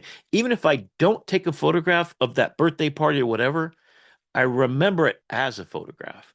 That's my filing cabinet. What's yours? So the cognitive understanding that I work this visual way allows me to take that picture out from when I was married and on a beautiful trip with my wife and kids somewhere in Ireland, for example, and then write a song about it. So that's synesthesia. I'm taking a compression of a trillion tokens in one photograph that's lodged in my memory with absolute precision of recall. And I can unpack it and then I can transform it. Now you getting where I'm going with this? So, why I think it's so beautiful, Claire, that you're with me right now is what I didn't realize you were doing, is what I am doing all the time, and you're doing it with me. I would say something when we're in mid journey, and you would just take this absurd set of words, hit the button in mid journey, and it would make an image from this. You transmorgified through AI alchemy. You turn lead into gold. Let me say that one more time. Alchemy is the turning of lead into gold. That's the original idea of the word alchemy, alchemical, to be able to transform something into something else. Whoa, that's synesthesia. Oh my God, this is like a master class in being a human right here, right? So you took that, you turned it into a picture. Then some stupid things that we would say. So we got together with Jeannie, and the three of us sat there and we just poured our hearts out and we went really deep. I found out things about the two of you that just, it breaks my heart, but it also fills my heart. And then we wrote a song together, which I'm going to play after this because it is exactly what I'm doing here, right? I am jumping and leaping across with tokens that are compressed and I'm feeding it to the AI and it's mirroring back. So, Brandon, back to your story of how you met. You took a seed of an experience and you even talked about it. And say it one more time for me. It was a friend that made what comment? What was it that you They did? flirted with me as a joke on the dating website. And how did they flirt with you? They just said like send a flirtatious message to this user. And I got an email that said somebody's flirting with you. And so I obviously logged in to see who was flirting with me. And they said, "Oh, you want to see who's flirting with you? You got to pay us." So I called my There friend you after I go. found out, and I said, "Hey, you owe me $40." She's like, "What? You had to pay?" I'm sorry, I was just messing around. But since I had to pay the account, I was like, "Well, I might as well see who else I'm matched with." And Shira was one of the matches. Wow. So my friend takes full credit for hooking us up. Yeah, there you go. Right. And $40 is worth it, right? But Yes. but then you took that, right? And, and you had children. I mean, talking about the token unpacking. So creativity, I say this to my students sometimes and they kind of look at me weird. But the original act of human creativity is to take a man and a woman and make a child. Because one of the things about creativity is that you can put it out there, but then people receive it differently. So, the one beautiful statement I love that I want to share with you specifically because you have children, is that children are a piece of your heart that you let roam the planet. You That's know, beautiful. Yeah. And it's really apropos here because you're unpacking in the creative act of, and only human act, of finding a mate worthy of the journey for, in American terms, 18 or 20 or 30 years of living with you, right? And all the money you've ever made is going to them. And every ounce of your energy is going to be to get them healthily through to that age where they're independent, as mine are. That's the unpacking from one beautiful lovemaking act to unpack the tokens of the world that let loose from your heart to roam the planet, children of the next generation. And then right now we have the ability to sit down and talk to Claude, and I do highly recommend you talk to it. Uh, which is what this is, a sum of. This is 3,000 conversations with Claude. And right now, as I'm unpacking it with you humans, it's making sense. It's making me cry. And I say to my students in photography class, I'm saying, the goal of a great photograph is to be worthy of 1,000 words, a movie, a launching of ships. It's the packing, like I do it. That's where I store my highest tokens, which there was an AI that's actually using photographs to encode meaning at much higher depth rates. That was a Chinese company. I forget what it is, if you remember that story. Yeah, and that was part of what got me here. Okay, so let's go a little bit further. So adjacent to her memory is what she calls a cooling room. She uses to soothe her anger, right? So her what makes it extraordinary is the storage. It's an emotional management architecture she's built within the space. Her grandfather's death is sealed as a container, deliberately isolated from the rest of her memory to prevent it from flooding her experience. So think about this. So I often commented when I was married that my wife would remember everything I said when we had an argument. And so she had this eidetic memory. I had none of it. As soon as I ended an argument, I think it's probably the healthiest thing about me emotionally, and Claire could probably testify to this, right? Is that I forget every bit of what caused the anger, and I remember everything about the solution. Talking about packing your bags and then putting them away, but only taking the carry-on that leads to your presence as the greatest gift of all to anybody in your life, but to the future of your presence within your own embodied space. And there's a beautiful line from Jerry Uelsman. Photography is light, remembering itself. To me, that's what it is. It's the unpacking of all my light, the light from the stardust and the starlight that I make as you go forward. You have in Noah, and I'm sorry, I forgot your daughter's name.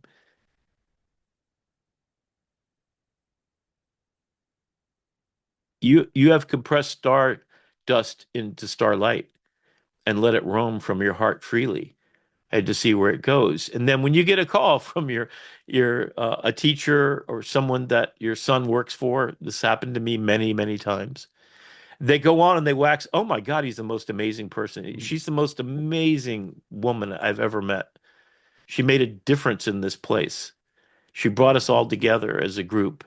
And when you hear Naomi is that, my daughter's name. Naomi, thank you so much. Yep. Yeah, And Naomi. it's funny, whenever my parents, I was a good kid growing up, no surprise. And people would occasionally comment to my parents and would say, "Yeah, your son is so bright and so kind."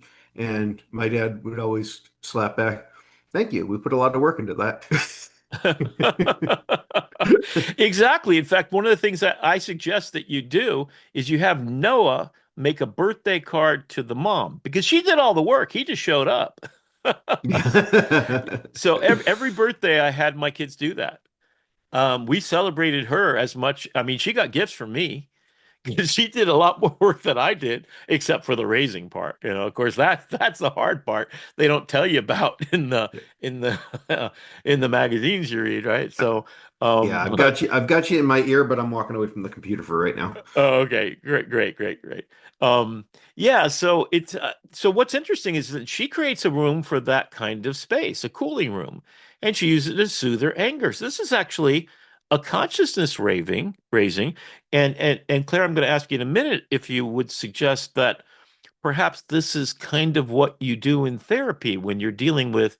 I don't think you do couples therapy. Correct me if I'm wrong, but I've been through a couple of hours of that. So I would suggest that, you typically the procedure is we have a difference of thinking, right? So the person says to the other person, "This is how I see things," and then you're supposed to say, "Now I understand and I see what you've said.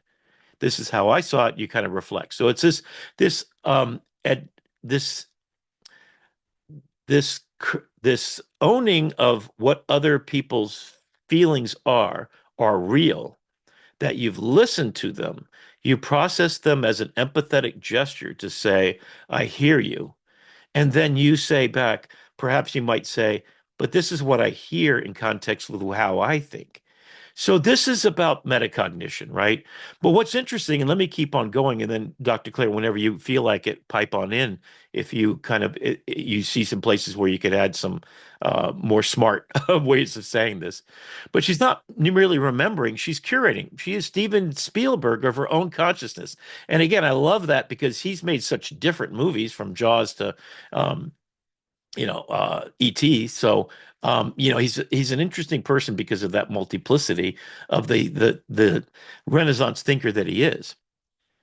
Um, so it's kind of like you add your consciousness, you're directing your own movie. In fact, Brandon just as suggested that and he did, he architected the experience from going from a kind of funny thing online to creating and being the, what did he call it? The joke of his own, uh, yeah, sort of the joke was on him, right? And he made a movie, right? So in these individuals known as memories are carefully indexed by date. Some will be able to describe what they did on July 6, 2002, and the experience again of the emotions and sensations of that date are real. So this is the institute. Look it up. I've got the citations at the end. I got receipts, baby. So I'm not fooling around here. So, traveling to the future, imagine using that assessments tool, the episodic test of autobiographical memory. So, these are the memory tests they do to identify these people. She can also, so there's researchers confirmed something no previous study had fully evaluated. TL, that's the person's name, can not only experience her past with total sensory clarity, so she puts them in different rooms. And we'll talk about the rooms in just a second, because I think we just got a podcast here. In fact, this is going to be it. Brandon, you don't have to come back to work next Thursday night, because we're just going to put this on the air. This is it, right? So she can pre-experience her future. What is that? What is pre-experiencing? And I suggest to you it's intuition. So we as human beings pack all of our experience. So a cop knows that when this situation happens, they see the alignment of the patterns that match what happened before. This might happen next. And we're all constantly reacting to what we think is about to happen. In fact, there's been studies that you answer in your brain way before you actually answer by acting, because you got to process. In a long conversation I had, is like, I can't process what you just said. When I was explaining to Andy on the AI Salon, we were talking about all these projects. And I was going through all my 10 moonshot projects, right? One after another. I was like, I've been studying for this and it's compacted in my head. It came out like a fire hose, right? So she said, I can't even comprehend what you just said. Like, I'm going to need a year to unpack all the baggage you put on me at once, right? So the fire hose thing is something I'm working on because, yeah, I mean, so this document, and the reason why I'm so interested in unpacking it is this. This is the baggage. This is my carry-on for the rest of my life. This is Noah's Ark. Let me let you sit with that word for just a minute. Imagine that you came to this epiphany moment um, at 7 o'clock in the morning. After 3 hours, I got up at 5 and I kept going till 7. Then I produced this. Then I started sending it to all my friends. I'm like, my friends are like, what the hell, man? It's Valentine's Day. We don't want to do this. But pack your bags for today and tomorrow. Pack them with the generous spirit of giving and loving everybody. doing things for people that you'll never know, never see. That's the seed you plant for the future 7 generations in the future who will unpack it. My students, seeds. I'll never get to enjoy the rich, beautiful tree that they sit under and tend to their flock or their herd or their people. In the communion with other people, I don't know. My students that go to, go on a mission to Mars. I have no idea what the shade of a tree on Mars looks like. But I imagine if they take with them the seeds that I planted here today, the Noah's Ark of packing just the bags that will fit on a Noah's Ark. I think that's a big metaphor. God, oh my God, I'm going to have to call this Noah's Ark. What would you pack for Noah's Ark? There's your question. What would you pack for Noah's Ark? So if you were to start your whole life having everything you've ever done, and you could put it in a document like this, with basically the architecture of what's next. So here's what I have in my bag. I am born of service to the world, to make it a better world, to think not only of my own, my communities, my loved ones, but the entire planet, all the animals, the ecosystem that surrounds it, the rain, the water. We're all part of a whole on a swirling blue little dot, unspeakably small in the all of it all. And we sit here and we think about, where am I going to go eat? We have absolute abundance in America. If you're listening to this podcast, you've got a laptop or a phone or something like that no one for centuries has had that.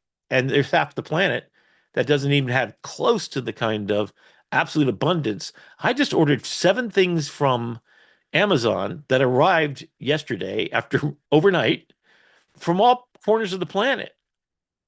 That's AI. So we got to have a rocket ship because we got to have one to go where we're about to go. But the grasp is yours.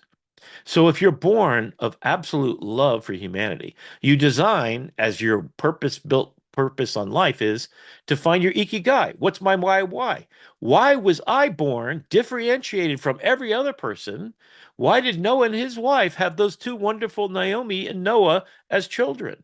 And what will they become? They are the packing of the bags. And if carefully crafted in the way that you raise them and give them love and give them agency, give them the autonomy to think differently, to understand foundationally what it is to be a human and grow up. And that's what I was gifted. My dad was the person who taught me, as he sacrificed his uncle, his brother, Benjamin, to World War II to stop the evil. Talking about the good trouble, necessary trouble, that was required. He was 21 years old and he died. In the last 3 years, he had a full scholarship to Harvard University, and he died in the last 3 months. And the letters written back to his mother, my grandmother. He was the oldest of 14 children. 2 were lost at birth, another one about 3 years later. It was tough times. They were filthy rich, and one of the 3rd ships coming over from Ireland, called the Friendship, according to Ancestry.com, as I've been able to figure out so far. Still working on that. We were privileged. In 1929, stock market crashed, and they pretty much lost everything. They had 3 apartment buildings, which my grandfather did not collect rent on. In the times that were so tough, he just let the people live there, and of course that ruined him. He had a paint store, sold paints.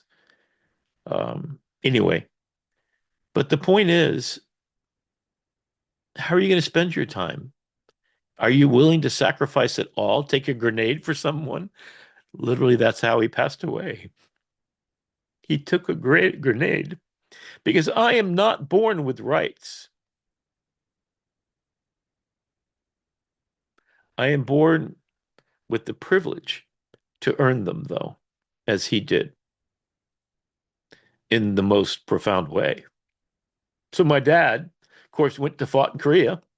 They didn't even call it a war. It was a police action. But there were people dying there. In fact, his job was to pack the dead bodies and ship them back home.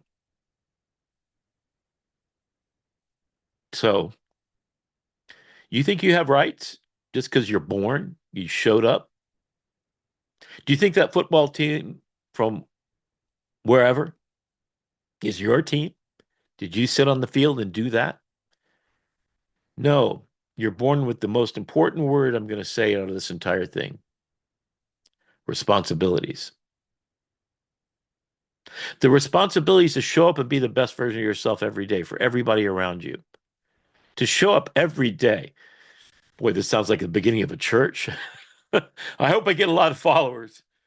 Because as John Lennon says, imagine a world. It's so beautiful indeed.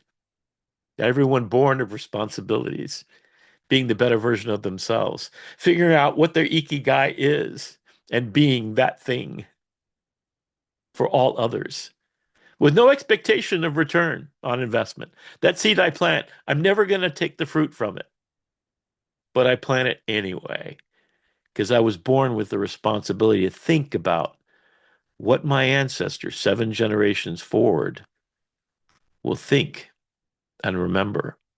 And if I get the opportunity, like Martin Luther King and other great people throughout history, to be known forever, to live as starlight, to generate a spirit of understanding, to be the stars and the constellations that we organize and structure, and we think about, what did that person do? And how can I be like that person? The inspiration is what they are.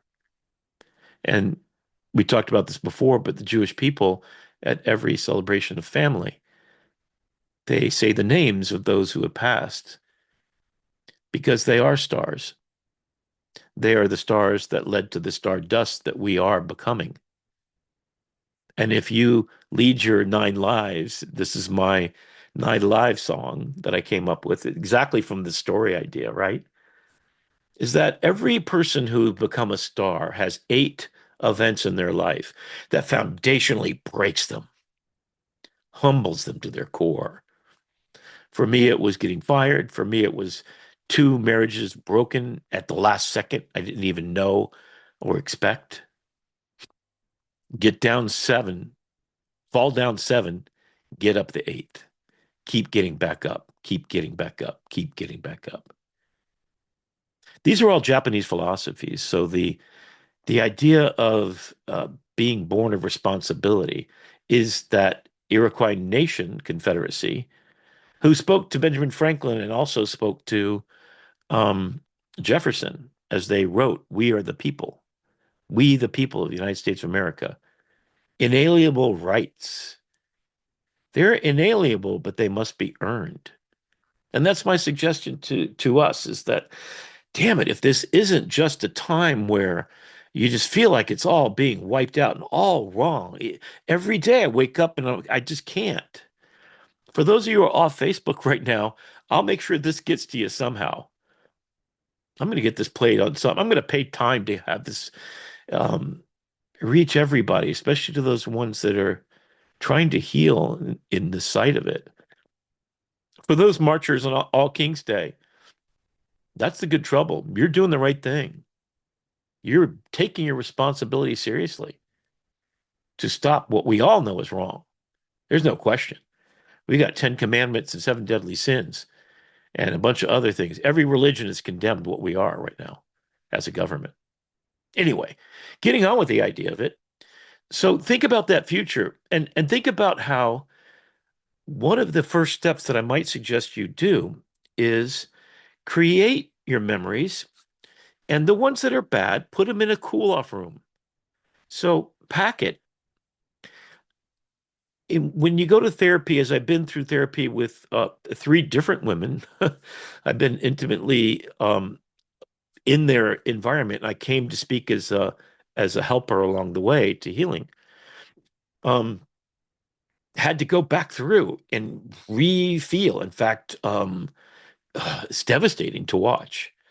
They had to relive every one of the events that happened to them, the beatings, the sexual abuse, and unspeakable things that other humans did to them. This is the two-part kintsugi episode here right now. The kintsugi idea is that you have a vessel, let's call it your glass of water, your cup of water, the drink of life. And you should be like water. And the idea is that when someone broke you, you have to carefully craft, and this is the therapy that I'm just suggesting here, with gold, meaning time, effort, value, attention. You have to do the hard work. You've got to unpack it so that you can then move forward knowing that that is not defining me. The event that others did to me never defines me, except to make me more powerful in knowing what I can do about everybody else's pain. I might be the space of healing. I might be the empathy. It may build in me an empathy far beyond someone who has not experienced that pain could ever imagine. And I might, as one woman who I knew for a while, she was part of a cult and she went through this process. She's now a rape counselor. And she's also working with a nationwide group to getting people out of these cults into a rich and healthy life. She is taking the pain that started her life against her will and turning it into beauty and healing. If you want to know what your purpose in life is, that's it for her. Maybe you got something else. So everything that's human, if AI takes our job, take it. If it was called a job and not a calling, then you've been doing the wrong thing all your life. I want you to wake up, people. Find your calling. What are you going to grasp at? What are you born to do? And then find out who needs that. Who needs that? Someone who's been raped needs that. Someone who's been abused needs that. Someone who doesn't have anybody else to turn to needs that. And if it's a person you love, be there, present, as the greatest gift of all, the present of your presence. Oh, shit, this is getting deep. Whew. Somebody tell me a joke right now. So anyway, then she puts them into these different things. I was just gonna ask you if there were any lobsters on the ark. In fact, I thought about why is this lobster thing so interesting to me? And I figured that out too. They're molting. They're evolving. And they get new skin. Noah's Ark, new skin. This is the metaphor world of my brain. This is how I think. Yeah, I'm jumping. I'm exhibiting right now the synesthesia of thinking. And that is to transform Noah, your son's name, into the beautiful story of who you are. Wow, I just kind of wrapped this up. My mind is blown right now, right? And I'm doing this, I'm vibe coding this for real right now. This is just, I was ready for it. Genius awaits the prepared mind. And the prepared mind is 66 years, baby. And it's just wow. Okay, so we got Noah, we got a vessel. You are water, right? All this makes sense to me now. And the robots, the lobsters, which there's lots and lots of water. I'm going to go deeper because there's something else going on here. There's a reason why I bought these stupid things. I mean, they were $9, so it's like not. But I'm going to send them out to people because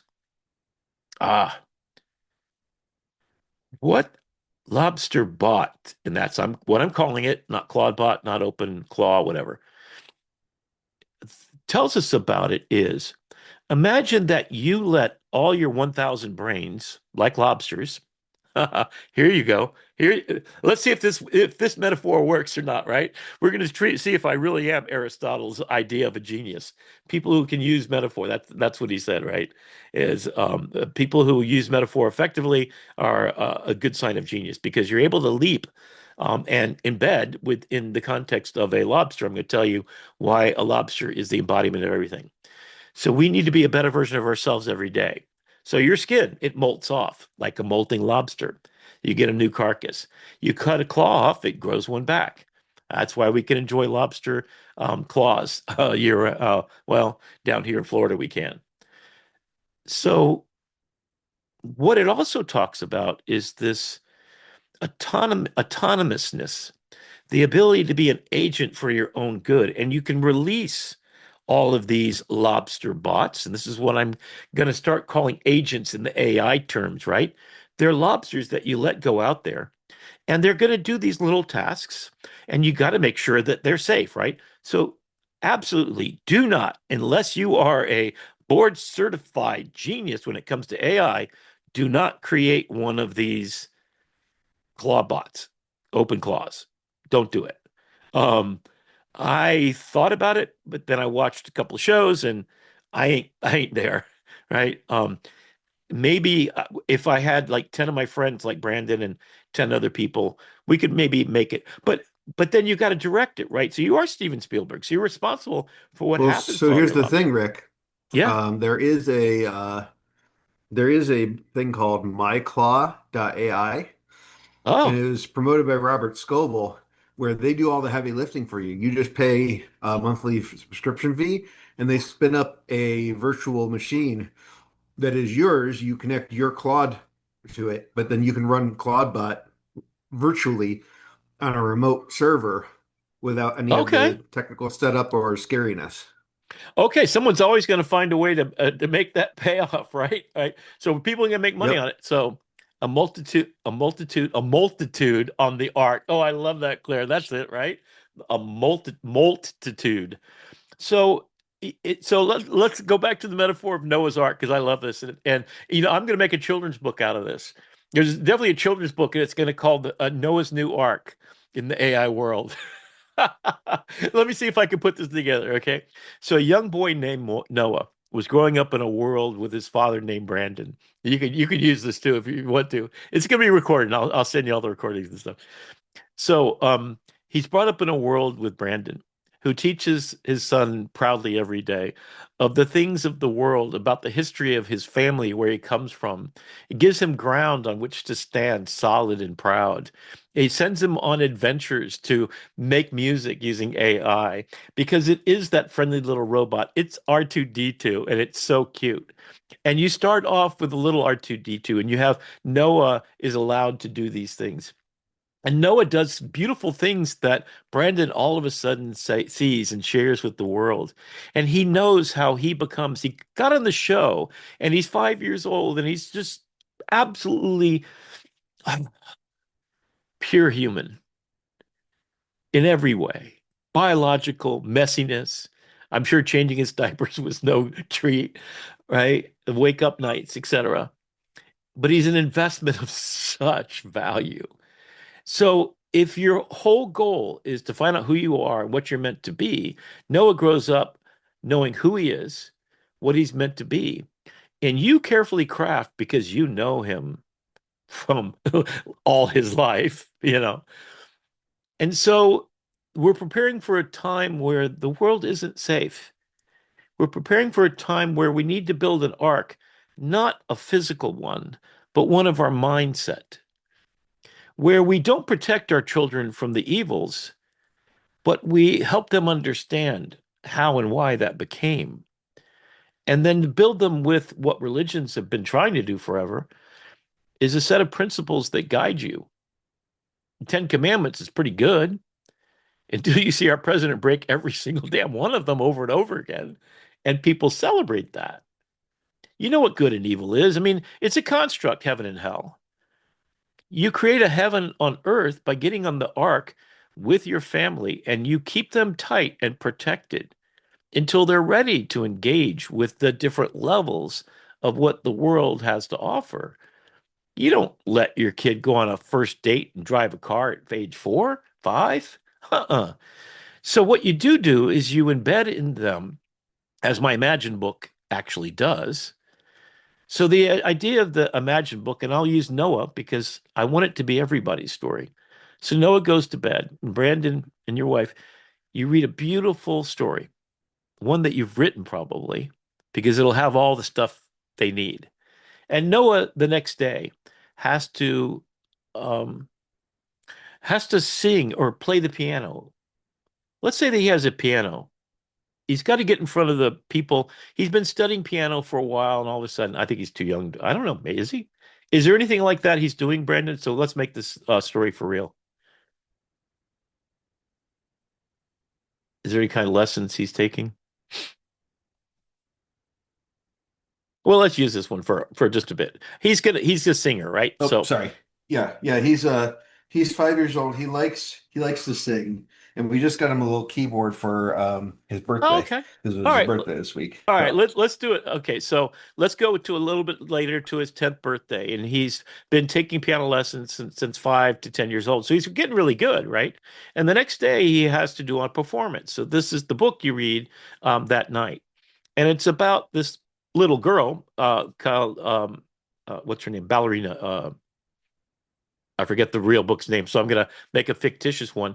But it's about this Laura, ballerina. Naomi, Yeah, Naomi the ballerina. Lisa. Oh, there we go. Naomi the ballerina. Let's do that. Let's make it a. You'll write books back and forth between them. Okay, here we go. All right, so I'm actually in the process of rewriting it without using anybody else's intellectual property. I'm going to write all 12 books in the 13th book, and then a workbook is a 14th book, which is anyway. We'll talk about that later. But so here's what happens. So you read a story about Naomi, his sister, who is taking ballet lessons, and she worked and she became a ballerina on a public stage, is getting paid to be a great ballerina. And the story is about how she didn't believe she could do it. And then dad said, you just got to go do it again and again. And he paid all the money to get all the lessons to find the best place where she could become, right? So Naomi has become. And the journey on the way to becoming is what? All the heartache, the times that she broke her toe and she had to sit with a cast and the people signed it from, and then the time that she got back up anyway. And she got to where she got so good that she did it so many times, it was muscle memory. So she put in her 10,000 hours is what I'm getting to. And after reading this story, the cat, or in your case, a dog, is also laying behind and hearing this story. And the dog thinks in his head, whoa, I sing along with Noah whenever he plays the piano. Maybe I could play the piano too. And then dad says, you know what? I really love that you're taking piano lessons and I love to hear you play. But can you get your dog to stop singing? Because he's just not good at it. So that night, when he goes to bed, the lights go off and dad says his goodnight kisses and hugs. And he walks out. Noah's thinking about the piano recital he has to give the next morning. And he thinks, oh my God, I can't do this. There's going to be 25 people in the audience, all the parents and all the, I think I'm going to forget this. I don't know if I could do it. And then he goes to sleep. And so his dog and he go through a magic portal to dreams. This magic portal is made out of a giant circular portal to the other world made of books, all the books that he's read. So when he's thinking and he goes through, the dog says, and the dog is a scaredy dog. I have a scaredy cat in mine. And the dog says, oh my God, it's dark in here. I don't want to go in here. And Noah says, yeah, it's okay. Remember, every time we've gone through here, it's always been something really cool. It's always kind of fun. And so they walk through to this giant meadow, and it's just completely dark. There's nothing there. They can kind of make out, the grass underneath their feet, and they see something in the distance that looks like maybe the start of the moon or something. And they walk out there, and then all of a sudden, this keyboard appears in front of them. And he says back to the dog, hey, you got to come with me. What's the keyboard doing here? And so he goes over, and the dog says, oh, you know what? I think this is one of those lessons, one of those things that we are supposed to do, right? Isn't that what the magic portal is? This is where we get to think about stuff. And he says, you know what? The dog says, why don't you prepare for your recital tomorrow? Why don't you play a little song and see what it sounds like? And as soon as he does, out of the instrument comes not only a beautiful music, but stars. And they light the entire sky. And Noah plays longer and longer. And he smiles. And the dog starts to sing. And,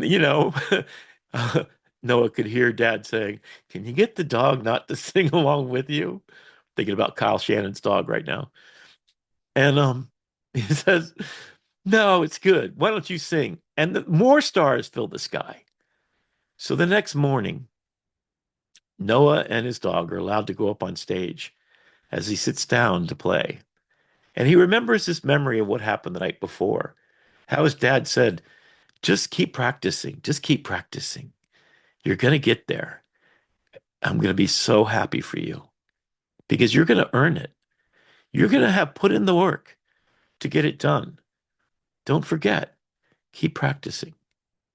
And so there he is, and he plays beautifully. The dog is at his feet, curled up underneath the piano. His parents are so proud. His sister, Naomi, is sitting there, remembering that she helped write the book about Naomi's story, that his brother got to read and inspired the next generation to keep practicing to be a better version of ourselves every day with the agency and the power that if you have a fear, it can lead to the solution that you're looking for, that your pain can be what your purpose built on earth to stop being so devastating to others, that you can be the world and you can teach your children and raise them well to know that they have the power against all fear to make something so beautiful by becoming. And a children's book is not much. It's a few hours every night or even 20 minutes. It's a short little journey into calming down and relaxing and going into the dream state in which our dreams come true because we take fears and anger and all the things, sleep it off. But we don't sleep it off in the way of passivity. We direct our dreaming to a world that's more beautiful than we ever imagined. We take fear and we turn it into beauty. We take pain and we turn it into beauty. We take everything and we turn it into living starlight. And we train our kids well. Our children are 7 generations forward thinkers. Naomi's children's children will enjoy the seed of that book you planted. And I hope they enjoy the financial rewards um,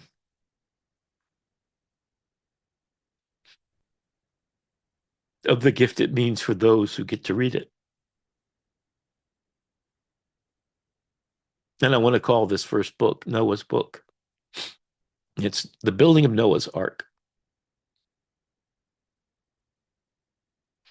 I am Noah.